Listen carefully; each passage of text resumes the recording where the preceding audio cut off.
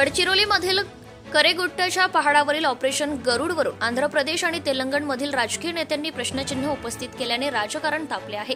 तेलंगणचे माजी मुख्यमंत्री के चंद्रशेखर राव केसीआर यांनी माओवाद्यांच्या शांतता चर्चेच्या समर्थनात भूमिका घेत केंद्र आणि छत्तीसगड सरकारला हे अभियान तात्काळ थांबवण्याची मागणी केली आहे। तर मुख्यमंत्री रेवंत रेड्डी यांनी माओवाद्यांच्या शांतता प्रस्तावाच्या अनुषंगाने बैठक घेतली। केसीआर यांनी तेलंगणामधील एका जाहीर सभेत ऑपरेशन गरुडच्या नावाखाली निष्पाप आदिवासी आपले प्राण गमावत आहेत। सरकारने युद्धाचा नाही तर संवादाचा मार्ग स्वीकारावा। माओवाद्यांनी शांतता चर्चेचा प्रस्ताव पाठवला आहे, यावर केंद्र सरकारकडून कोणताही सकारात्मक पुढाकार घेण्यात आलेला नाही, असाही आरोप त्यांनी केलाय।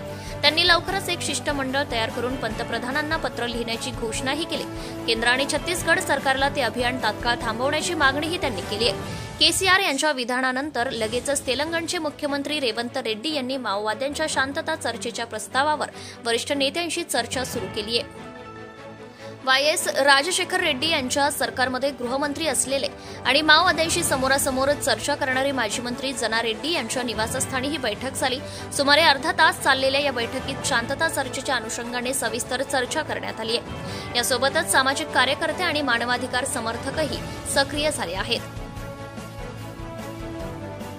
शांतता चर्चेसाठी दुसरे पत्रक करेगुट्टाच्या पहाडावर ऑपरेशन गरुड कगार सुरू असतानाच माओवाद्यांनी दुसऱ्यांदा शांतता चर्चेच्या अनुषंगाने पत्रक जारी केले। माओवाद्यांच्या केंद्रीय कमिटीचा प्रवक्ता अभय याने हे पत्रक काढले। या पत्रकानुसार करेगुट्टा परिसरात नाकाबंदी करून तेलंगण, छत्तीसगड आणि महाराष्ट्रातील 10,000 सुरक्षा दलाचे जवान तैनात करून 3 दिवसांपासून एक मोठे ऑपरेशन राबवले जात आहे।